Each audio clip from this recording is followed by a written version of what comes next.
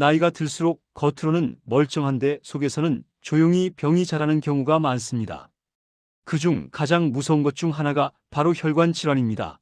특히 60대, 70대가 되면 아무 증상도 없는데 경동맥이나 관상동맥 같은 혈관이 70% 이상 좁아져 있는 경우가 적지 않습니다. 겉으로 보기에는 건강해 보이고 걷고 말하고 생활도 잘하는데 어느 날 갑자기 한 번의 증상이 빵 하고 터지면서 그동안 버티고 버티던 뇌세포가 도미노처럼 무너지고 심장 혈관이 막히면서 되돌리기 힘든 후유증이 남을 수 있는 거죠.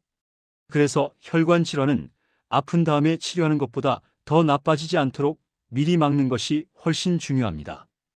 우리 몸의 혈관은 머리끝부터 발끝까지 거미줄처럼 퍼져 있습니다.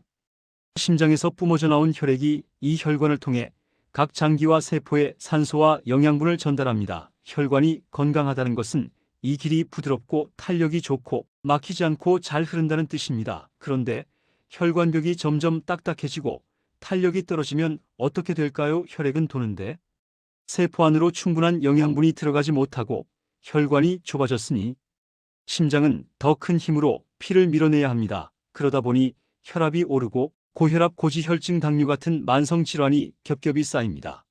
결국 이 만성질환들이 혈관을 더 망가뜨리고 어느 시점에 가서는 뇌졸중, 심근경색, 심부전, 망막질환 같은 큰 병으로 터져나오게 됩니다. 특히 뇌와 심장 혈관이 막히면 생명과 직결되고 살아남더라도 반신마비, 언어장애, 기억력 저하 같은 심각한 후유증을 안고 살아가야 할 수 있습니다. 반대로 눈에 보이지 않는 아주 작은 혈관들이 망가지면 콩팥과 눈이 먼저 손상을 받습니다. 신장 안의 미세 혈관들이 망가지면 콩팥 기능이 떨어지고 망막혈관이 막히면 시력이 떨어지거나 실명까지 이어질 수 있습니다. 또 하나 무서운 것이 혈전입니다. 피가 굳어서 덩어리가 된 것을 피떡혈전이라고 부르는데 주로 다리 쪽 깊은 정맥에서 잘 생깁니다. 다리 안쪽에 혈전이 있을 때는 약간 붓고 붉어지고 아픈 정도에서 그칠 수 있지만 정말 위험한 상황은 이 피떡이 떨어져 나와서 혈관을 타고 이동할 때입니다. 혈전이 폐로 날아가 폐동맥을 막으면 폐색전증이 되고 뇌로 날아가 뇌혈관을 막으면 곧바로 뇌경색이 생기게 됩니다. 이때는 몇 분, 몇 시간이 생사를 가르는 골든타임이 됩니다. 그렇다면 우리는 혈관을 어떻게 지켜야 할까요? 먼저 음식부터 살펴보겠습니다. 혈관 건강과 혈전 예방에 도움이 되는 대표적인 음식. 세 가지는 등푸른 생선, 양파, 토마토입니다. 등푸른 생선에는 오메가3 지방산이 풍부합니다. 오메가3는 불포화 지방산의 한 종류로 우리 몸속에서 좋은 콜레스테롤인 HDL은 올리고 나쁜 콜레스테롤인 LDL과 중성지방은 낮추는 데 도움을 줍니다. 또한 염증을 줄여 혈관벽의 손상을 줄이고 혈관의 탄력을 유지하며 혈전이 생기는 것을 예방하는 데도 효과적입니다. 연어, 고등어, 정어리 같은 생선들이 여기에 해당합니다. 두 번째는 양파입니다. 양파에는 퀘세틴이라는 강력한 항산화 성분이 들어 있습니다. 이 물질은 혈관 안에서 발생하는 염증과 산화를 줄여 혈관 노화를 늦추고 동맥 경화가 진행되는 속도를 완화하는 데 도움을 줍니다.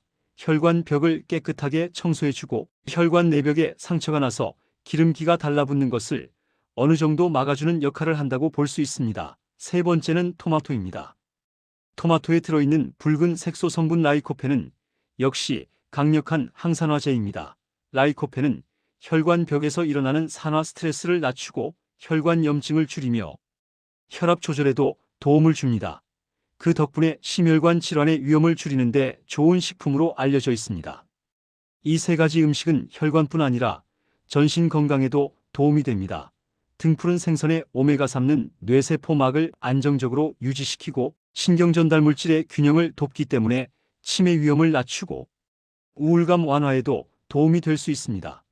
무릎 관절 주변의 염증을 줄여 관절염 예방에도 도움이 된다는 보고들이 있고 전반적인 만성 염증을 줄이는 데도 좋습니다.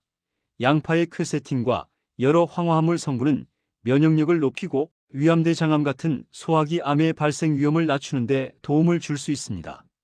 감기 같은 감염성 질환에도 어느 정도 방어 효과를 기대할 수 있습니다. 토마토는 비타민C와 라이코펜 덕분에 암 예방뿐 아니라 피부 노화 방지에도 좋은 식품입니다. 자외선으로부터 피부를 보호하고 주름 생성을 줄이는 데 도움을 주며 토마토 속 비타민O와 루테인은 망막을 보호해 황반변성 같은 안질환의 위험을 낮추는 데도 도움이 됩니다. 같은 음식이라도 어떻게 먹느냐에 따라 효과가 달라집니다. 고등어 같은 등푸른 생선은 마늘이나 무와 함께 먹으면 좋습니다. 마늘은 혈액순환을 돕고 무에는 소화효소와 비타민C가 풍부해서 생선 속 영양분 흡수를 도와줍니다. 구워 먹을 때는 레몬즙을 살짝 뿌려 비린내를 줄이고 비타민C를 함께 섭취하면 좋고 콩이나 견과류를 곁들이면 마그네슘과 좋은 지방을 같이 섭취하게 되어 시너지 효과가 납니다. 양파는 생으로 먹을 수도 있지만 그냥 바로 썰어 먹기보다는 통째로 1015분 정도 실온에 두었다가 자르는 것이 좋습니다. 공기에 잠시 노출되면서 퀘세틴과 알리신 같은 성분이 더 활성화되고 항산화 효과가 강해지는 것으로 알려져 있습니다. 양파즙처럼 끓여서 마시는 방법도 있습니다. 겉에 마른 껍질만 가볍게 제거한 뒤 적당한 크기로 썰고 물을 붓고 약불에서 2030분 정도 끓여 양파가 충분히 무를 때까지 끓인 뒤 건더기를 건져내고 식혀서 꿀을 조금 타서 마시면 됩니다. 이렇게 만든 양파즙을 하루 한두 잔 정도 마시면 혈전 생성, 억제와 항산화에 도움이 될 수 있습니다. 토마토는 생으로 먹어도 좋지만 익혀 먹을 때 라이코펜 흡수율이 더 올라갑니다. 열을 가하면 라이코펜이 세포벽에서 더 잘 빠져나오고 지용성 성분이라 올리브 오일과 함께 조리하면 몸에 더 잘 흡수됩니다.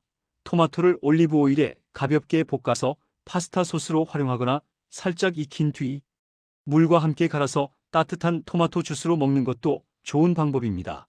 물론 아무리 좋은 음식이라도 과하면 문제가 됩니다. 양파를 너무 많이 먹으면 속이 더부룩하고 가스가 차고 위가 약한 사람은 생양파가 위를 자극해 속쓰림이 생길 수 있습니다. 이런 분들은 식사 직후에 소량씩 즙이나 익힌 형태로 섭취하는 것이 좋습니다. 토마토는 콩팥 기능이 떨어진 사람이라면 주의해야 합니다. 칼륨이 많이 들어있기 때문에 신장이 칼륨을 잘 배출시키지 못하면 혈중 칼륨이 높아져 심장 박동에 이상을 일으킬 수 있습니다. 또 케첩 같은 가공 토마토 제품은 나트륨과 설탕이 많이 들어있기 때문에 건강식이라고 생각하고 과하게 먹으면 오히려 해가 될 수 있습니다. 등푸른 생선은 오메가3가 풍부하지만 너무 자주 많이 먹으면 수은 같은 중금속 축적의 위험이 있고 고등어에는 퓨린이 많아 통풍 환자는 주의해야 합니다. 일반적으로는 일주일에 2번 정도 한 번에 생선 한 토막 정도가 적당한 섭취량으로 권장됩니다. 혈관을 망가뜨리는 최악의 음식들도 분명히 있습니다. 포화지방, 트랜스지방, 나트륨 과다, 설탕 과다가 그 주인공입니다. 패스트푸드, 튀김, 감자튀김, 치킨, 도넛, 과자, 마가린이 들어간 빵, 가공육, 라면, 햄, 소시지, 초가공식품, 탄산음료 등은 혈관 건강을 빠르게 나쁘게 만들 수 있는 음식들입니다. 이들은 나쁜 콜레스테롤을 올리고 좋은 콜레스테롤을 낮추며 동맥경화를 촉진합니다. 포화지방은 상온에서 고체로 존재하는 지방입니다. 삼겹살, 베이컨, 버터, 생크림, 치즈, 파묘, 코코넛 오일 등에 많이 들어있습니다. 이런 지방이 혈관 안을 떠다닌다고 생각해보면 어떤 일이 벌어질지 쉽게 떠올릴 수 있습니다. 트랜스 지방은 과자, 도넛, 커피, 크림, 일부 마가린, 튀김기름에 많고 나트륨은 라면, 햄, 젓갈, 짠 반찬, 각종 가공식품에 많습니다. 설탕은 특히 액상 형태로 들어가는 탄산음료, 과일맛 음료, 시럽에 많이 들어있는데 혈당 스파이크를 일으키고 인슐린 분비를 반복적으로 폭발시키며 체지방과 간지방을 늘리는 데 큰 역할을 합니다. 이런 음식들을 한 번에 다 끊기 어렵더라도 의식적으로 줄이기만 해도 몸은 굉장히 빠르게 반응합니다. 보통 12주만 지나도 나트륨과 설탕, 포화지방 섭취가 줄면서 혈압이 조금씩 안정되고 몸이 가벼워지는 느낌을 받을 수 있습니다. 실제 체중 변화는 500g 정도에 그칠 수 있지만 체지방이 줄고 근육이 재기능을 하면서 에너지가 늘어나 몸이 훨씬 가벼워진 느낌이 드는 것입니다. 한개월에서 3개월 정도 이런 식습관을 유지하면 콜레스테롤 수치가 개선되기 시작하고 좋은 콜레스테롤은 올라가고 나쁜 콜레스테롤은 떨어지며 동맥경화 진행 속도가 느려집니다. 혈당도 더 안정적으로 유지되고 피부 트러블이 줄어들고 얼굴 좋아졌다라는 말을 들을 정도로 피부 상태가 좋아지는 경우도 많습니다. 6개월에서 1년 정도가 지나면 체지방이 감소하고 고혈압, 당뇨 같은 만성 질환의 위험도 눈에 띄게 줄어들며 혈관 내벽에 쌓여있던 기름기와 플라크들이 점차 줄어들어 뇌졸중과 심근경색 위험도 함께 떨어지게 됩니다. 식습관에서는 무엇을 먹느냐만큼 어떻게 먹느냐도 중요합니다. 음식을 너무 빨리 먹으면 혈당이 급격하게 올라가고 인슐린이 과도하게 분비되면서 혈관벽에 부담을 줍니다. 한 입에 많은 양을 넣고 몇 번 씹지도 않고 빨리 삼키는 습관은 혈당 스파이크를 자주 만드는 나쁜 습관입니다. 반대로 천천히 2030번씩 꼭꼭 씹고 20분 이상 여유 있게 식사하면 혈당이 완만하게 오르고 포만감도 오래 유지됩니다. 먹는 순서도 중요합니다. 채소를 먼저 먹고 그 다음 단백질, 마지막으로 탄수화물과 지방을 먹는 것이 좋습니다. 이렇게 먹으면 위에 먼저 섬유질과 단백질이 깔리기 때문에 탄수화물이 들어와도 혈당이 서서히 오르게 됩니다. 실제 연구에서도 같은 음식을 먹더라도 먹는 순서에 따라 혈당 그래프가 크게 달라지는 것이 확인되었습니다. 콜라처럼 설탕과 액상과당이 많이 들어간 음료는 먹자마자 30분 이내에 혈당이 급격히 치솟는 반면 콩이나 생선 같은 단백질 지방 위주의 음식은 혈당을 천천히 올리거나 오히려 안정시키는 방향으로 작용합니다. 그래서 채소, 단백질, 탄수화물 순서를 지키는 것만으로도 식후 혈당 피크를 3040% 정도 낮출 수 있다는 보고도 있습니다. 혈관을 젊게 유지하려면 식습관 외에도 생활습관이 매우 중요합니다. 첫 번째는 규칙적인 운동입니다. 숨이 약간 찰 정도의 유산소 운동과 근력 운동을 같이 하는 것이 좋습니다. 일주일에 34번은 빠르게 걷기, 가벼운 조깅, 자전거, 계단 오르기 같은 유산소 운동을 하고 12번은 스쿼트, 팔굽혀펴기, 탄력밴드 운동 같은 근력 운동을 곁들이면 좋습니다. 두 번째는 스트레스 관리입니다. 스트레스를 많이 받으면 코티솔이라는 스트레스 호르몬이 많이 분비되고 이 호르몬이 혈당을 올리고 혈압과 심장 박동을 증가시켜 혈관을 지치게 만듭니다. 매일 5분이라도 호흡을 가다듬는 명상, 조용히 생각 정리하기, 감사, 일기 쓰기 같은 간단한 마음 돌보기 습관이 도움이 됩니다. 세 번째는 금연과 절주입니다. 흡연은 혈관을 수축시키고 혈액을 끈적하게 만들며 산소 운반 능력을 떨어뜨립니다. 그 결과 동맥경화와 심근경색, 뇌졸중 위험이 크게 높아집니다. 금연을 한 지 1년 정도 지나면 심혈관 질환 위험이 절반 수준으로 떨어진다고 알려져 있습니다. 음주는 적당한 양 이상이 되면 혈압을 올리고 중성지방을 증가시키며 심장 리듬을 불안정하게 만들 수 있습니다. 남성은 하루 한두 잔, 여성은 한 잔 이하로 일주일에 한두 번 이내가 적당하다고 볼 수 있습니다. 이제 뇌혈관 이야기로 넘어가 보겠습니다. 뇌졸중, 뇌출혈, 뇌경색 같은 뇌 질환은 특히 골든타임이 중요한 질환입니다. 뇌혈관이 막히거나 터지면 그 아래쪽에 있던 뇌세포는 몇 분, 몇 시간 안에 회복이 불가능한 손상을 받을 수 있습니다. 그래서 증상이 나타난 뒤 3시간 이내에 병원에 도착해 치료를 시작하는 것이 매우 중요합니다. 평균적으로는 4시간 반 이내에 혈전, 용해제 같은 치료가 시작되는 것이 좋다고 알려져 있습니다. 하지만 병원까지 이동 시간, 검사 시간 등을 고려하면 증상이 시작된 뒤 가능하면 3시간 안에는 병원에 도착하는 것이 좋습니다. 문제는 많은 사람들이 초기 증상을 가볍게 넘긴다는 것입니다. 좀 어지럽네. 피곤해서 그러겠지. 어제 잠을 못 자서 그런가 보다 하고 넘기다가 골든타임을 놓치는 경우가 많습니다. 특히 당뇨가 있거나 나이가 많을수록 증상이 뚜렷하지 않게 나타나는 경우가 있어 더 위험합니다. 뇌졸중을 의심해야 하는 대표적인 신호는 균형을 갑자기 잃는 것, 한쪽 얼굴이 처지는 것, 한쪽 팔이나 다리 힘이 빠지는 것, 말이 어눌해지거나 말이 잘 나오지 않는 것, 갑작스럽고 극심한 두통, 시야가 흐려지거나 겹쳐 보이는 증상 등입니다. 이런 증상은 한 가지가 단독으로 올 수도 있고 여러 가지가 한 번에 올 수도 있습니다. 이럴 때는 좀 더 지켜보자가 아니라 즉시 119를 부르고 응급실로 가야 합니다. 집에서 할 수 있는 응급처치라고 해서 아무거나 하는 것은 오히려 위험할 수 있습니다. 구토를 한다고 해서 체한 줄 알고 등을 세게 두드리거나 물이나 음식을 억지로 먹이는 것은 좋지 않습니다. 혹시나 이후에 전신 마취나 수술이 필요한 상황이 올 수 있기 때문에 위에 음식물이 가득 차 있으면 흡인성 폐렴 위험이 커집니다. 가장 좋은 것은 환자를 안정을 취하게 하고 상체를 약 30도 정도 올려서 눕히고 옆에서 상태를 지켜보며 최대한 빨리 병원에 도착하도록 돕는 것입니다. 뇌와 혈관을 미리 점검하는 것도 중요합니다.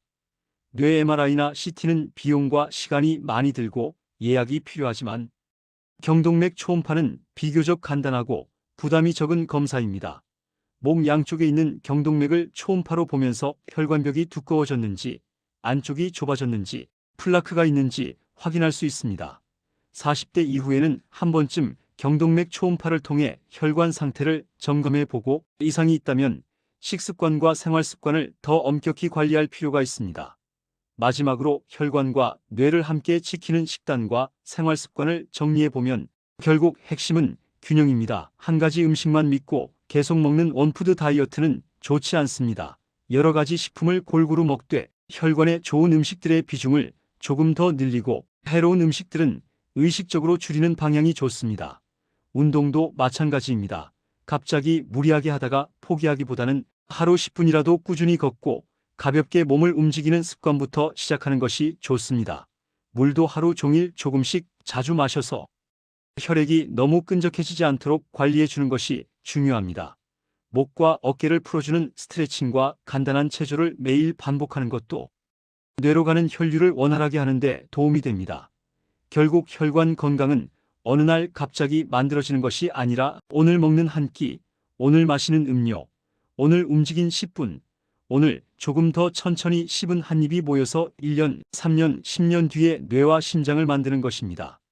지금 이 영상을 보는 순간이 나와 가족의 혈관을 위해 작은 습관 하나를 바꾸기 시작할 수 있는 가장 빠른 골든타임이라고 생각하시면 좋겠습니다.